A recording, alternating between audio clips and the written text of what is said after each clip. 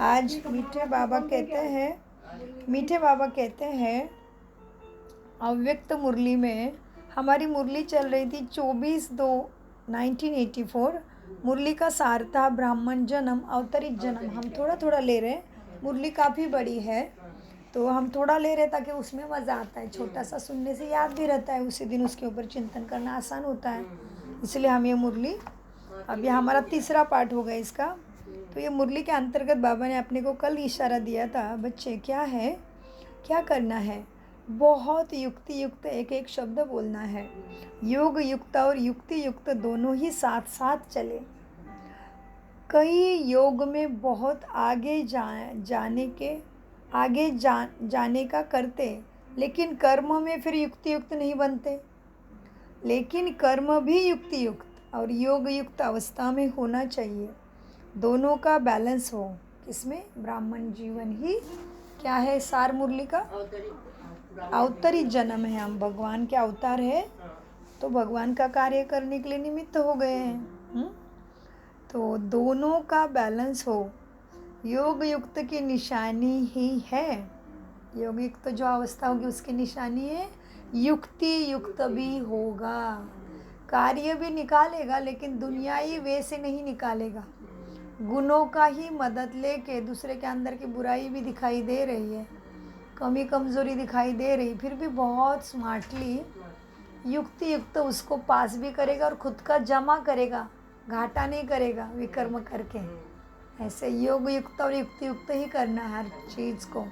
तो सोच से लेके देखना, बोलना, करना सब युक्ति युक्त, वही योग युक्त है। प्रश्न पूछते बाबा, इस वर्ष की सेवा के लिए नया प्लान क्या बनाया बच्चों ने? उत्तर, इस वर्ष की सेवा के लिए उस दिन भी सुनाया कि समय को समीप लाने के लिए एक तो व्रती से, किससे?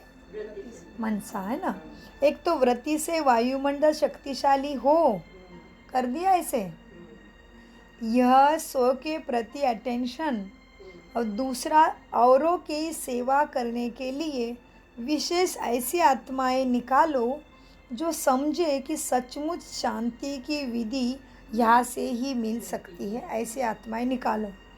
यह आवाज़ इस वर्ष में हो कि अगर शांति होगी तो इनके ही विधि से होगी। एक ही विधि है यह जो विश्व की आवश्यकता है, शांति, वह इस विधि के सिवाय हो ही नहीं सकती, ऐसे सबको लगे। ऐसे आवाज़ निकालो। अभी यह वातावरण चारों ओर इकट्ठा बनाना चाहिए तुम्हें। भारत में चाले, विदेश में शांति की झलक प्रसिद्ध रूप में होनी चाहिए। चाल तुम्हारी भारत से शांति स्वरूप हो जाए, जो विदेश में फिर क्या हो जाएगा? भारत में चाले, विदेश में शांति की झलक प्रसिद्ध रूप में होनी चाहिए। चारों ओर से यह सभी को टच होवे। शांति चाहिए तो इनके पास ही जाना पड़ेगा। शांति चाहिए तो परमात्मा को जानना ही पड़ेगा, ये सबको लगे।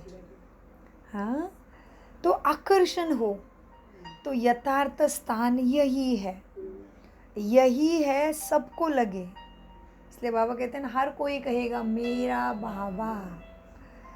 तो जैसे गवर्नमेंट की तरफ से UNO बनी हुई है, हाँ, तो जब भी कुछ होता है तो सभी का अटेंशन उसी तरफ जाता है। ऐसे जब भी कोई अशांति का वातावरण हो तब सबका अटेंशन शांति के संदेश देने वालों की तरफ जाए कि इनसे कुछ राहत मिलेगी। यही आत्माएं हैं, इस तरफ जावे तो क्या होगा? शांति प्राप्त होगी। ऐसे सबको लगना चाहिए।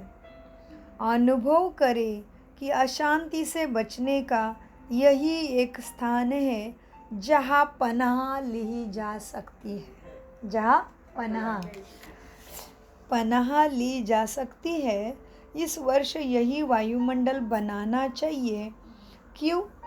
ज्ञान अच्छा है, ब्राह्मण जीवन भी बहुत अच्छा है, भगवान की छत्र छाया भी मिली है।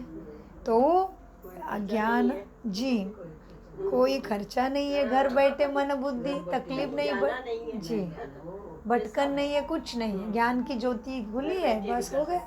घर बैठे पद्मों की कमाई जमा करो। तो इस वर्ष यही वायुमंडल बनाना चाहिए। क्यों? ज्ञान अच्छा है, जीवन अच्छा है, राजयोग भी अच्छा है, माना प्राप्ति भी इतनी ऊंची है, तो राजयोग अच्छा है। यह तो सब कहते हैं, लेकिन असली प्राप्ति तो यहाँ से ही होनी है, ये उनको विश्वास होना चाहिए। विश्व का कल्याण इसी स्थान और इसी विधि से होना है। यही आवाज बुलंद हो, समझा? इसके लिए विशेष शांति की एडवर्टाइज करो। किसको शांति चाहिए? तो यहाँ से विधि मिल सकती है, यही एडवर्टाइज करो। शांति सप्ताह रखो, शांति के समागम रखो, शांति अनुभूति के शिविर भी रखो। ऐसे शांति का वाइब्रेशन फैलाओ। अच्छा, सर्विस में जैसे स्टूडेंट बनते हो वो तो बहुत अच्छा है, वह तो ज़रूर वृद्धि को प्राप्त करना ही है स्टूडेंट। लेकिन अभी हर वैरायटी के लोग, जैसे काले गोरे भिन्न भिन्न धर्म की आत्माएं हैं ना, वैसे ही भिन्न भिन्न ऑक्यूपेशन वाले हर स्थान पर होने चाहिए। कैसे होने चाहिए? अभी काले गोरे तो सब आ गए, माना अंग्रेज़ वगैरह सब बच्चे बाबा के बन गए। अभी बाबा को कैसे वाले बच्चे चाहिए? भिन्न भिन्न ऑक्यूपेशन, माना सब क्षेत्र में, सब क्षेत्र वाले। जॉब कितने दुनिया में, सभी के, पॉलिटिक्स आ जाए, इंजीनियर आ जाए, टीचर आ जाए, डॉक्टर आ जाए, सब क्षेत्र वाले, हाँ, सब ऑक्यूपेशन वाले भी आ जाए। वैसे जैसे काले गोरे भिन्न भिन्न धर्म की आत्माएं आ गई, अभी क्या करना है? वैसे ही भिन्न भिन्न ऑक्यूपेशन वाले हर स्थान पर होने चाहिए। कोई कहा भी जावे तो हर ऑक्यूपेशन वाला अपनी रीति से उन्हें अपना अनुभव सुनाएगा। तो मिलिट्री वाला, जो भी क्षेत्र है जॉब के, सब चाहिए, यहाँ आने चाहिए, बिजनेसमैन वगैरह सब। तो क्यों? कि वो अपने अपने ऑक्यूपेशन तरफ वापस जाएगा तो अपना अनुभव सुनाएगा, तो वहाँ की आत्माएं समझेगी फिर। हाँ, कहीं कहीं शिक्षण, ये दुनियाई शिक्षण का बहुत अहंकार है ना, तो मैं तो इतना सीखा हूँ, मैं तो इतना पढ़ा लिखा हूँ, मुझे क्या कर ज़रूरत है मेडिटेशन की, मुझे क्या ध्यान में बैठने की ज़रूरत है। मैं इतना अहंकार है झूठे ज्ञान का, जो शरीर के बाद तो छूटने वाला है। तुम डॉक्टर बने हो या कुछ भी बने हो, प्राइम मिनिस्टर बने हो, क्या मरने के बाद फिर जाके प्राइम मिनिस्टर बनोगे क्या? छूटा ना इधर का इधर ही। लेकिन ये तो जमा का टाइम है, यहाँ पे जो करते हो जन्म जन्म ख़त्म ही नहीं होता। मन बुद्धि के द्वारा आप जमा करोगे, अब इस सेवा के द्वारा, वो तो जन्मों जन्मों ख़त्म नहीं होता। इसलिए बाबा कहते हैं अभी क्या करना है? भिन्न भिन्न ऑक्यूपेशन वाले हर स्थान पर होने चाहिए। कोई कहा भी जावे तो हर ऑक्यूपेशन वाला अपनी रीति से उन्हें अनुभव सुनाए। जैसे यह वर्कशॉप रखते हो, हाँ, कभी डॉक्टर की, कभी वकील की, तो भिन्न भिन्न ऑक्यूपेशन वाले एक ही शांति की बात अपने अपने ऑक्यूपेशन के आधार से बोलते हैं, तो अच्छा लगता है ना। ऐसे कोई भी सेंटर पर आवे तो हर ऑक्यूपेशन वाले अपना शांति का अनुभव सुनाए, इसका भी प्रभाव पड़ता है। सभी ऑक्यूपेशन वालों के लिए यह सहज विधि है। यही अनुभव हो। जैसे कुछ समय के अंदर यह एडवर्टाइज अच्छी हो गई कि सब धर्म वालों के लिए यही एक ही विधि है शांति पाने की, यह आवाज़ हो। बाबा टोटल सेवा का ही आदेश दे रहे। इसी रीति से अभी आवाज़ फैलाओ। बाबा प्रश्न पूछा था बाबा ने कि इस वर्ष की सेवा के लिए नया प्लान क्या है, उसके अंतर्गत सारा टीचिंग कर रहे हैं। हाँ, तो उत्तर में बाबा ने इतना बताया कि कैसे सेवा करनी शांति के लिए इस वर्ष। तो बाबा कहते हैं 84 में, तो बाबा कहते हैं बच्चे क्या करना है? अभी जो संपर्क में यह आवाज़ हो, इसी रीति से अभी आवाज़ फैलाओ। जो संपर्क में आते हैं या स्टूडेंट है, कैसे है अभी संपर्क में आते हैं, मित्र है, संबंधी है, कोई भी संपर्क में आता है तो वो भी है। फिर बाबा स्टूडेंट, हाँ विद्यार्थी की तरफ गया। अभी क्या कह रहे, देखो बच्चों क्या करना है अभी। तो स्टूडेंट है ना, उन्हों तक यह आवाज़ होता है। जो संपर्क में आते हैं या स्टूडेंट है उन्हों तक तो यह आवाज़ होता है, लेकिन अभी थोड़ा और चारों ओर फैले इसका अभी अटेंशन देना है। और चारों ओर स्टूडेंट के साथ भी संपर्क में तुम्हारे आते हैं, उनको भी मालूम है, लेकिन और थोड़ा आवाज़ फैले। ब्राह्मण भी अभी बहुत थोड़े बने हैं। नंबरवार ब्राह्मण बनने की तो यह गति है, नंबरवार ब्राह्मण बनाने की भी जो यह गति है उसको भी फास्ट नहीं कहेंगे। फास्ट करो अभी कम से कम 9 लाख तो चाहिए। कम से कम सतयुग की आदि में जो 9 लाख है, 9 लाख के ऊपर तो राज्य करेंगे ना, 1 लाख पर तो नहीं कर सकेंगे। उसमें प्रजा भी होगी, लेकिन संपर्क में अच्छे आएंगे तभी प्रजा बनेगी। तो इस हिसाब से गति कैसी होनी चाहिए सोचो। अभी तो संख्या बहुत कम है। अभी टोटल विदेश की संख्या कितनी होगी? कम से कम विदेश की संख्या 2 लाख 2-3 लाख तो होनी चाहिए। अभी तक तो ही नहीं है। मेहनत तो अच्छी कर रहे हो, ऐसे कोई बात नहीं है, लेकिन थोड़ी स्पीड और तेज होनी चाहिए। हाँ, स्पीड तेज होना मन आत्मा अभिमानी स्थिति छूटे नहीं, ऊपर नीचे नहीं होनी चाहिए, भी तो स्पीड पकड़ेगा सारी चीज़ें। बाबा कहते क्या है अभी डबल विदेशी की संख्या कम है। हाँ, अच्छी मेहनत करते हो, फिर बच्चों को थोड़ा ऊपर उठा भी रहे हैं। हाँ, अच्छी मेहनत करते हो, ऐसे कोई बात नहीं, लेकिन थोड़ा मेहनत की स्पीड और तेज़ होनी चाहिए। कितना सुंदर तरीके से सिखाते देखो। स्पीड तेज होगी, ये जनरल वातावरण से ही होगी। अच्छा, दूसरा प्रश्न। अच्छा बच्चों, ऐसा पावरफुल वातावरण बनाने की युक्ति क्या है फिर? इतना सारा बता दिया, ऐसा पावरफुल वातावरण बनाने की युक्ति क्या है? उत्तर में स्वयं पावरफुल पहले बनो। उसके लिए फिर क्या करोगे? अमृत वेले से लेकर हर कर्म में अपनी स्टेज शक्तिशाली है या नहीं, उसकी चेकिंग के ऊपर अच्छे से ध्यान दो। माना विशेष अटेंशन दो कि अमृत वेले से लेके हर कर्म में मेरी स्थिति कैसी है, ये विशेष अटेंशन दो। दूसरे की सेवा में या सेवा के प्लान में बिजी होने से अपनी स्थिति में कहाँ का हल्कापन आ जाता है, इस पे विशेष अटेंशन दो। इसके लिए यह वातावरण शक्तिशाली नहीं होता है। सेवा तो होती है, लेकिन वातावरण शक्तिशाली होगा तभी आत्माएं आएगी। सेवा होती है, लेकिन वातावरण शक्तिशाली नहीं होता है। इसके लिए अपने ऊपर विशेष अटेंशन रखना पड़े। कर्म और योग, कर्म के साथ शक्तिशाली स्टेज भी चाहिए। इस सब बैलेंस की थोड़ी बच्चों में कमी है। सिर्फ सेवा में बिजी होने के कारण 100 की स्थिति शक्तिशाली नहीं रहती है। जितना समय सेवा में देते हो, जितना तन मन धन सेवा में लगाते हो, उसी प्रमाण 1 का लाख गुना तो मिलना चाहिए। वह स्थिति नहीं होने के कारण नहीं मिलता है। इसका कारण क्या है? कर्म और योग का बैलेंस नहीं रखते हो। जैसे सेवा के प्लान बनाते हो, पर्चे भी छपवाते हो, टीवी रेडियो में भी करते हो। हाँ, जैसे वो बाहर के साधन बनाते हो, वैसे पहले अपनी मनसा शक्तिशाली का भी साधन विशेष होना चाहिए तुम्हारे पास। क्या शक्तिशाली? मनसा। कुछ भी परिस्थिति आओ, मनसा पे विशेष शक्तिशाली साधन ढूंढो। हाँ, तो पहले अपनी मनसा शक्तिशाली का साधन विशेष होना चाहिए। ये अटेंशन बच्चों का कम है। फिर क्या कह देते हो? बाबा बिजी है ना। तो बाबा कहते हैं, अरे तुम क्या करते हो? मैं करता हूँ, तुम तो निमित्त हो तो इजी रहो ना। तुम्हारे में कुछ क्या ताकत है हमसे, नहीं तो आप प्रयोग से ही कर लेते ना। वो आने से पहले से करते।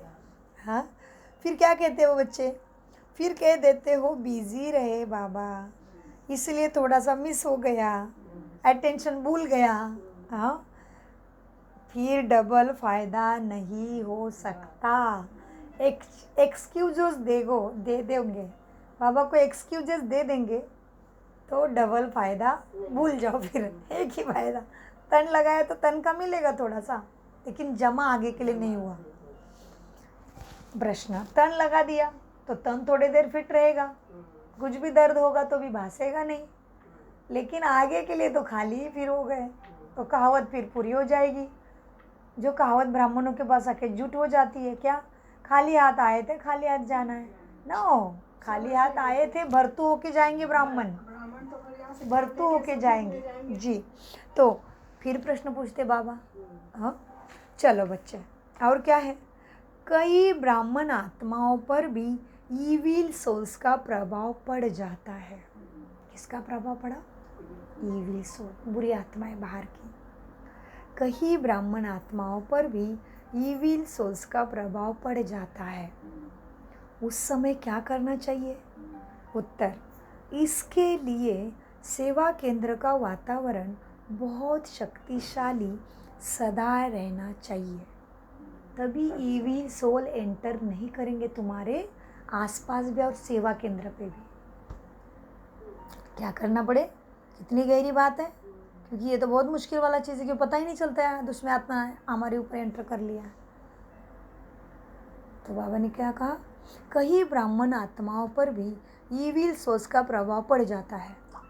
उस समय क्या करना चाहिए? उत्तर, इसके लिए सेवा केंद्र का वातावरण बहुत शक्तिशाली सदा रहना चाहिए और साथ अपना भी वातावरण शक्तिशाली रहे, तभी ईविल सोल आसपास भटकेंगी नहीं।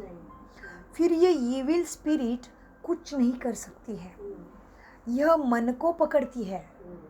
तुम्हारा मन शांति में नहीं है, शक्तिशाली ज्ञान स्वरूप नहीं है, तो मन को पकड़ती है बुरी आत्मा। ये ईविल सोल मन को पकड़ती है, बात भगवान बता रहा है, ठीक है, ये कोई बोंदू बाबा नहीं बता रहा है। तो आपने अपने शक्तिशाली केंद्र का वातावरण बनाते बनाते साथ में अपना भी मन का वातावरण शक्तिशाली रहे, फिर ये ईविल स्पिरिट कुछ नहीं कर सकती, ये मन को पकड़ती है। मन की शक्ति कमज़ोर होने के कारण इसका प्रभाव मन पे सीधा हो जाता है। मन की शक्ति कमज़ोर होने के कारण ही इसका प्रभाव पड़ जाता है। मानो कोई कमज़ोर है और उसके ऊपर क्या होता है, उसके ऊपर प्रभाव पड़ भी जाता है ना। जैसे कि कोई शरीर से कमज़ोर है, बाहर गया तो जम्स वायरस जल्दी अटैक कर लेते हैं, सेम मन का भी। सूक्ष्म बुरी आत्माएं भटक रही है धरती पे, तो जिसका मन शक्तिशाली उसके अंदर एंटर नहीं कर पाता। मन की शक्ति कमज़ोर होने के कारण इसका प्रभाव पड़ जाता है। मानो कोई कमज़ोर है और उसके ऊपर प्रभाव पड़ भी जाता है, तो शुरू से पहले ही उसके प्रति ऐसा योग युक्त आत्माएं विशेष योग बट्टी रख उसको शक्ति दे देते हैं। अगर किसी आत्मा पे योग का प्रभाव पड़ भी गया, बुरी आत्मा का प्रभाव पड़ भी गया है तुम्हारे स्थान में, तुम्हें दिख रहा है कि आत्मा विकारों में जा रही है, तो क्या करो, तुम शक्तिशाली रह के उसको क्या करो, वो शक्ति की वाइब्रेशन दो, तुम उसको मदद करो। तो उसके कहते कि भूत उतारने वाला जंतर मंत्र है। अरे जंतर मंत्र इधर बैठा है, सारे गुणों को धारण करना पड़ेगा, यही मंत्र है वील सोल को शांत करने का, क्योंकि उसके साथ शांति से व्यवहार करो या चुप रहो, अपने आप शांत हो जाएगा। तो बाबा क्या कहते हैं, कैसे करो फिर, अभी क्या करो, तो शुरू से पहले ही उसके प्रति ऐसे योगयुक्त आत्माएं विशेष योग भट्टी रख करके उसको शक्ति दे, और वह जो योगयुक्त ग्रुप है ना, वो समझे कि हमको ये विशेष कार्य करना ही है। जैसे और प्रोग्राम होते हैं, वैसे ये प्रोग्राम इतना अटेंशन से करे जो फिर शुरू में उस आत्मा को ताकत मिलने से वह भी ईविल सोल से बच सकती है। भले वह आत्मा परवश होने के कारण योग में नहीं बैठती है, परवश हो गई है, दूसरे आत्मा उसके मन में घुस गई है, तो बाबा कहते भले वो आत्मा परवश होने के कारण योग में नहीं भी बैठ सकते, क्योंकि उसके ऊपर तो दूसरे का प्रभाव होता है ना। तो वो भले ही न बैठे, लेकिन आप अपना कार्य निश्चित बुद्धि से करते रहोगे तो उसको आराम मिलेगा। वो ज़्यादा गिरेगा नहीं और तुम्हारा जमा हो जाएगा, क्योंकि तुम रहम दिल बन गए हो। तुम्हें पता है उसके ऊपर दूसरी आत्मा का प्रवेश हो गया है, क्योंकि शक्ति कम है आत्मा में। तो फिर क्या होगा? तो वह भले ही न बैठे योग में, लेकिन आप अपना कार्य निश्चित बुद्धि होके करते ही रहो, तो धीरे धीरे उसकी चंचलता शांत हो जाएगी। वो ईविल आत्मा पहले आप लोगों के ऊपर वार करने की कोशिश करेगी, लेकिन आप समझो कि यह कार्य करना ही है, डरो नहीं। तो धीरे धीरे उसका भी प्रभाव हट जाएगा। बाबा कहते जो योग करेगा उसके ऊपर भी वो अटैक करने की कोशिश करेगी, लेकिन तुम डरो नहीं और योग का निश्चित समय छोड़ो नहीं, तो वो फिर उधर से भी निकल जाएगी। कितनी सूक्ष्म बात है, ये आज ही मिली है। आज तक की मुरली में नहीं सुना होगा कभी आपने ये बात। ईविल्स और प्रभाव करते ये बात सुनी थी, लेकिन गहराई में उसको कैसा उपाय करे, क्यों आती है, वो नहीं सुनी थी। प्रश्न फिर से, सेवा केंद्र पर अगर कोई प्रवेशता वाली आत्माएं ज्ञान सुनाने के लिए आती है तो क्या करना चाहिए? अभी प्रवेश है उसके अंदर दूसरी आत्मा की, बुरी आत्मा की, और वो ज्ञान सुनाने के लिए आ गई, तो क्या करना पड़ेगा अभी बताओ। सेवा केंद्र पर अगर कोई प्रवेशता वाली आत्माएं ज्ञान सुनाने के लिए आती है, सुनने के लिए, सुनाने के लिए नहीं, सुनाने वाले में कैसे प्रवेश कर सकते, क्योंकि वो सेवा कर रहा है। सेवा केंद्र पर अगर कोई प्रवेशता वाली आत्माएं ज्ञान सुनने के लिए आती है तो क्या करना चाहिए? अभी उसके अंदर तो बुरी आत्मा की प्रवेश है और वो तुम्हारे पास आ गई है। प्रश्न उत्तर में, अगर ज्ञान सुनने से उसमें थोड़ा सा भी अंतर आता है या सेकंड के लिए भी वो अनुभव करती है तो उसको उल्लास में लाना चाहिए।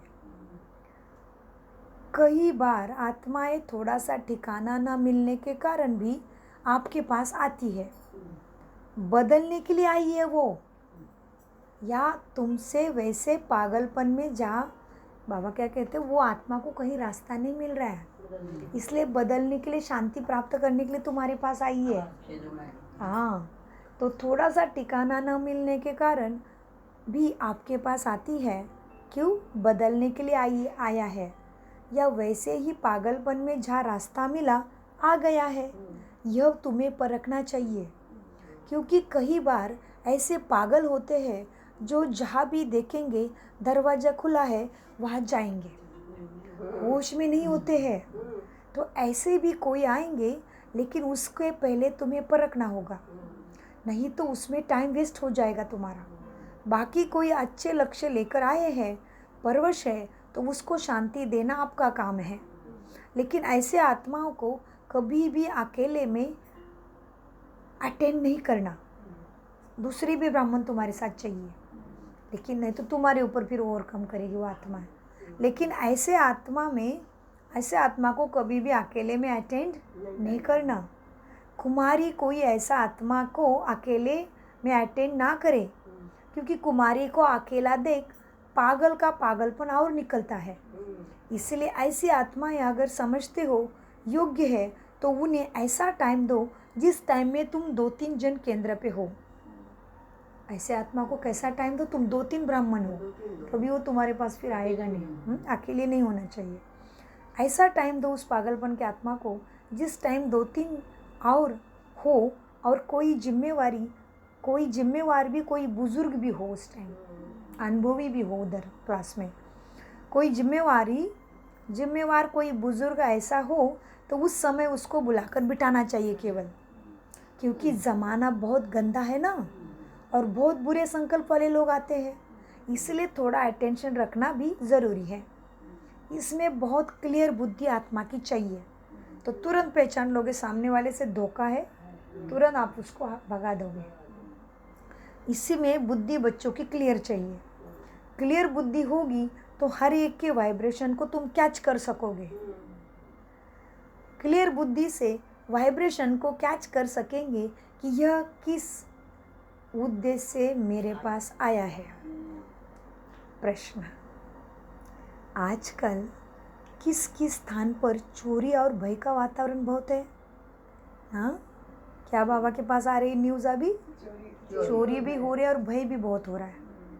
तो आजकल किस किस स्थान पर चोरी और भय का वातावरण बहुत है, तो उससे कैसे बचे? उत्तर, इसमें योग की शक्ति बहुत बच्चों में चाहिए। मान लो कोई आपको डराने के ख्याल से भी आता है, तो उस समय योग की शक्ति उसको दो। अगर थोड़ा कुछ बोलेंगे तो नुकसान हो जाएगा, तो बोलो नहीं, योग करो। इसलिए ऐसे समय पर शांति की शक्ति ही उसको दो। उस समय पर अगर थोड़े भी कुछ कहा तो उन्हों में जैसे अग्नि में तेल डाला ऐसे हो जाएगा। आप ऐसे ही रीति से रहो जो जैसे बेपरवाह है। समझ में आया है, लेकिन समझ गए मत दिखाओ। हमको कोई परवाह ही नहीं है। जो करता है उसको साक्षी होकर अंदर में शांति की शक्ति दो, तो फिर उसके हाथ ही नहीं चलेंगे बुरा करने के लिए, चोरी करने के लिए। यह समझेंगे कि इनको तो कोई परवाह ही नहीं है, ये तो डरते ही नहीं है। हाँ, डरे तो मारेंगे, नहीं डरेंगे तो वही डर जाएंगे। ये कोई शक्ति, ये डरती नहीं, भय नहीं हो रहा है। हाँ, क्योंकि आए कौन से मन से? वो चोरी की व भय का वातावरण निर्माण करने के लिए। तो बाबा क्या कहते, क्या करो ऐसे समय में? उनको दिखाओ तुम्हारे योग से कि हमको कोई परवाह नहीं है। जो करता है उसको साक्षी होकर अंदर शांति की शक्ति दो, तो फिर उसके साथ हाथ नहीं चलेगा, उसके हाथ ही नहीं चलेंगे चोरी के लिए। वो समझेंगे इनको तो कोई परवाह ही नहीं तो ये डरते ही नहीं। हाँ, नहीं तो डराते हैं। वो डर गए या हलचल में आ गए तो वो और ही हलचल में लाते हैं। भय भी उन्हों को हिम्मत दिलाता है ना। फिर तुम्हारा मन का भय उनको हिम्मत दिलाता है बुरे करने के लिए। इसलिए भय में नहीं आना चाहिए बच्चों को। ऐसे टाइम पर साक्षी दृष्टा की स्थिति यूज करनी चाहिए। तुम्हें लग रहा है कि ये चोरी के हिसाब से आया है तो शांत हो जाओ। बाबा को बोलो तो आपका है, डरो ही नहीं। जैसे ब्रह्मा बाबा के सामने तलवार लेके खड़ी थी आत्मा, बाबा उसके याद में चली गई, तो वो बाबा ने, ये बाबा में उसका ही गुरु नानक दिखा दिया, उसका ही गुरु दिखा दिया। तो गुरु को कैसे मारेगा? कि बाबा निश्चिंत हो गए। बाबा को दरवाजे से ही पता चल रहा था कि मुझे मारने के लिए कोई आया है। दादी को पता नहीं था उसके जेब में छुरा है। दादी ने कहा बाबा आराम के, बाबा नहीं मिलेंगे, बाबा योग कर रहे हैं। तो फिर वो बोला नहीं, मुझे मिलना ही है दादी को दरवाजे पे। तो दादी ने बाबा को पूछा, बाबा वो ज़बरदस्ती से कह रहे हैं मुझे मिलना ही है। तो बाबा अंतर्ज्ञानी हो जाते थे ध्यान में अवस्था में, तो बाबा को पता चला था वो मारने के लिए आया है। बाबा ने दादी को बोला भेज दो, और बाबा सूक्ष्म मत धीरे एकदम शिव बाबा के अंतर्गत खो गए। जैसे कि मारना है तो मार, फिर अभी रत इधर ही खत्म। उसने तो पूरा ही ट्रस्टी बन गया था, तन मन धन ही अपना बाबा को दे दिया था ब्रह्मा ने, तो ब्रह्मा ही हो गया वो। ऐसे माँ थी वो ज़बरदस्त, उसको कोई बात नहीं थी। एक बार परमात्मा का सब कुछ है पता चलने से उसने दे दिया, कहीं रखा ही नहीं इधर। निश्चिंत निश्चय बुद्धि, निश्चय और निश्चिंत बाबा के ऊपर, क्योंकि उनको हर समय यही विश्वास था कि जो करता है बाबा करता है, तो करने दो, मेरा काम है चलना, निश्चिंत रहना। हाँ, शांत स्वधर्म में स्थित रहना। तो इसलिए बाबा कहते हैं क्या होगा, तुम भय लोगे ना तो क्या होगा, उसको और हिम्मत आएगी। तो ऐसे टाइम पर भयभीत नहीं होना। क्या करना, ऐसे टाइम पर साक्षी दृष्टि की स्थिति यूज करने हैं। तो इसके लिए बहुत टाइम का अभ्यास चाहिए ऐसे टाइम। फिर से प्रश्न, अभी क्या ब्लेसिंग जो बाप दादा द्वारा मिलती है उनका गलत प्रयोग क्या करते हो? ब्लेसिंग जो बाप दादा द्वारा मिलती है उसका गलत प्रयोग क्या करते हो?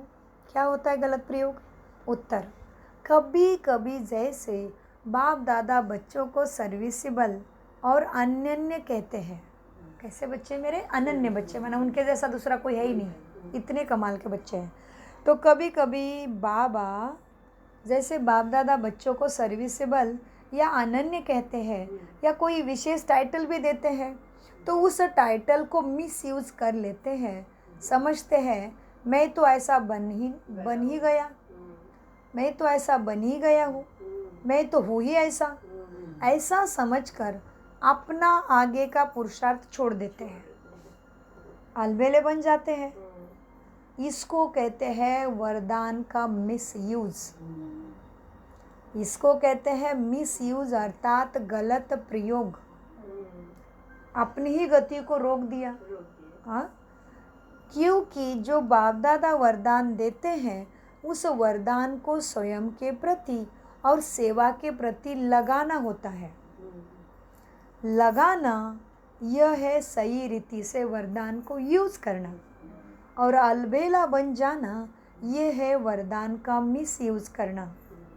और प्रश्न बाइबल में दिखाते हैं, प्रश्न क्या पूछा बाबा ने? बाइबल में दिखाते हैं अंतिम समय में एंटी क्राइस्ट का रूप होगा। बाइबल म्हणजे काय? क्रिश्चियन का, जैसे हम लोग का रामायण,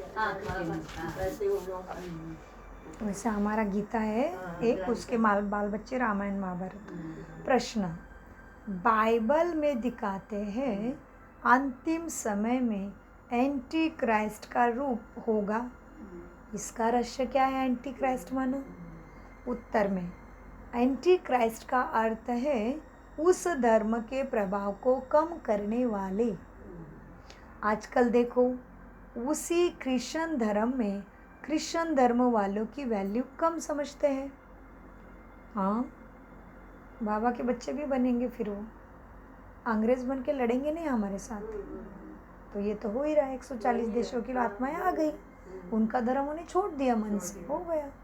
तो बाबा कहते हैं क्या करेंगे? उत्तर में एंटी क्राइस्ट का अर्थ है उस धर्म के प्रभाव को कम करने वाले। आजकल देखो उसी क्रिश्चियन धर्म में क्रिश्चियन धर्म की वैल्यू को कम समझते हैं, कम समझा जा रहा है। उसी धर्म वाले अपने धर्म को इतना शक्तिशाली नहीं समझते और दूसरों में शक्ति ज़्यादा अनुभव करते हैं। यही एंटी क्राइस्ट हो गए। जैसे आजकल के, इसलिए जैसे हमारा भी होता है ना, भारत वालों को परदेशी का कॉपी करने का बहुत क्रेज, इसलिए खुद की संस्कृति सारा सम्मान मान दुनिया का, जो दुनिया के पास नहीं है, जो दुनिया के पास संस्कृति नहीं वो हमारे पास है, वो सारे निकाल दिए। क्या अच्छा लग रहा है? छोटे छोटे कपड़े पहनना, उनके जैसे बाल चाल सब कुछ अच्छा लग रहा है, और सबको हमारा अच्छा लग रहा है। तो हमने हमारी ही संस्कृति के हम एंटी हो गए। तो ये उनका क्राइस्ट का हाल बता रहे बाबा भी जी। हाँ, बड़े प्यार से, आता भी नहीं बेचारे को, लेकिन लपटते, और हम क्या करते उनका।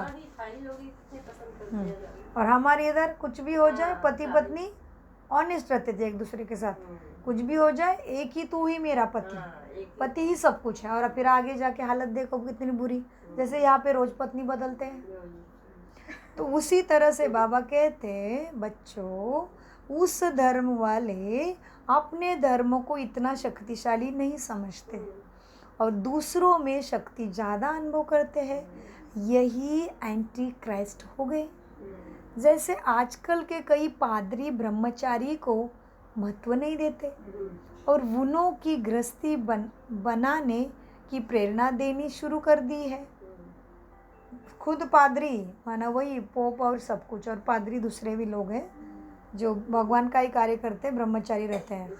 लेकिन हाँ जी, ब्रह्मचारी खुद रहते हैं और दूसरे को कहते हैं गृहस्थी बसा लो, तो उनकी वैल्यू कम हो गई ना। फिर जैसे आजकल के कई पादरी ब्रह्मचारी को महत्व नहीं देते, हाँ, और उन्हों को गृहस्थी बनाने की प्रेरणा देना शुरू कर दी है।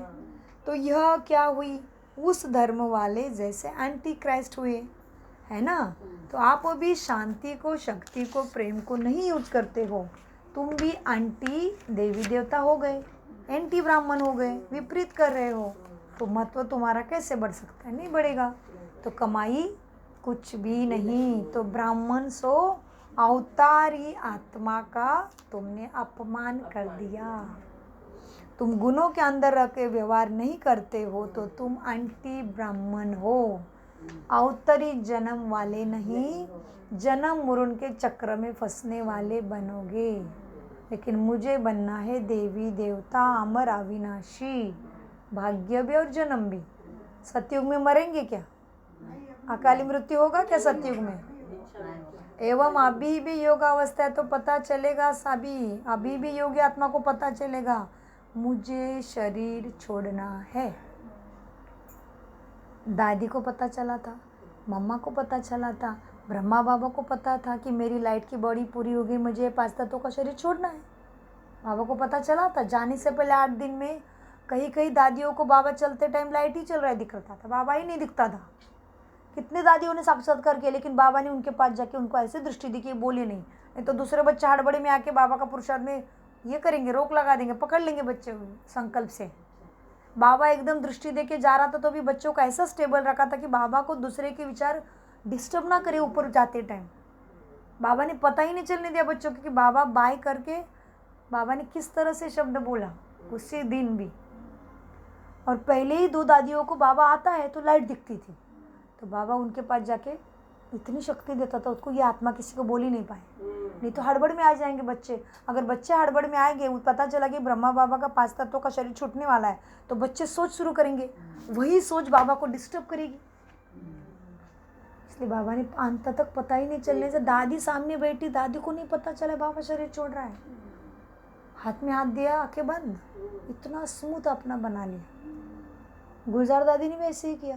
दादी ऊपर जा रही है, जो डॉक्टर था, ब्राह्मण बच्चा था, डॉक्टर था, उसका वेट करती रही 2 घंटा। सबको लग रहा है दादी चली गई है, लेकिन दादी अंदर ही थी। वो बच्चा आया, दादी ने दृष्टि दी और फिर दादी ने शरीर 5 तत्वों का छोड़ दिया। जानकी दादी का भी ऐसे था। दादी का क्या व्रत था? बाबा मेरी अंतिम यात्रा पे यज्ञ का पैसा भी नहीं लगना चाहिए, सारे देश से भीड़ खर्चा करके मेरे अंतिम में नहीं आना चाहिए, फूलों की गाड़ियाँ सजा के मेरी सारी तरफ बारातें नहीं निकले, लाखों के फूल मेरे अंतिम शरीर पे नहीं पड़े। तो कैसे प्रकृति ने इच्छा पूरी की? उस आत्मा के लिए दुनिया भर कोरोना आ गया, दुनिया आ ही नहीं सकती। दादी ने शरीर छोड़ दिया, दादी इधर थे अहमदाबाद, दादी ने बोल दिया मुझे मधुबन लेके जाओ, दादी को मधुबन लेके आया, अपने घर आते ही दादी ने शरीर छोड़ दिया। कोई भी नहीं अंतिम यात्रा में बाहर आने का है, था ही नहीं। परदेश का तो भूलो, उधर की शांतिवन की आत्माओं को भी नहीं आने को मिला। कई सिलेक्टेड आत्माएं थी, 20-21 उनको भी दूर खड़ा किया गया था मास्क बांध के। 4-5 आत्माएं थी अग्नि देने के लिए। तो दादी ने जो संकल्प किया था पूरा हुआ। बाबा के यज्ञ का विश्व भर के किसी भी बच्चे का पैसा खर्चा कुछ भी नहीं लेके गई, साथ में एकदम भरतू गई। बाबा के यज्ञ के कुछ नहीं लेके गई। संकल्प ऐसा था, मेरे यज्ञ पे लाखों के फूल मेरे अंतिम यात्रा पे नहीं चढ़े। तो इस तरह से बाबा कहते तुम भी हलचल में आओ जगह तुम एंटी ब्राह्मण बनोगे। तो हमारा आज का मुरली का साथ टाइटल था ब्राह्मण जीवन ही अवतरित जन्म है। मीठे प्यारे बाप दादा का बच्चों को याद प्यारा नमस्ते। हम प्यारे बच्चों का बाप दादा को याद प्यार गुड मॉर्निंग नमस्ते प्यारे बाबा नमस्ते। हम है सद्बुद्धि से सब कुछ समझते। मीठे प्यारे बाप दादा का अनगिनत पदम गुना शुक्रिया शुक्रिया शुक्रिया शुक्रिया।